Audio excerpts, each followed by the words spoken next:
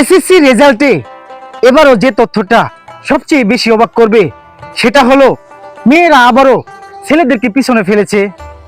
SSC ও সমমান পরীক্ষায় প্রায় অংশ নিয়েছিল 18,29,000 শিক্ষার্থী। সার্বিক পাশের হার 62.25%, অর্থাৎ প্রায় 37% শিক্ষার্থী পাশ করতে পারেনি। পাশের হারে ছেলেদের চেয়েও অনেক এগিয়ে মেয়েরা। ছেলেদের পাশের হার 57.86% আর মেয়েদের 66.68%। শিক্ষা বোর্ডগুলোর মধ্যে সবচেয়ে বেশি পাশের হার ঢাকায় 71.63%, আর সবচেয়ে কম ময়মনসিংহে 57.39%।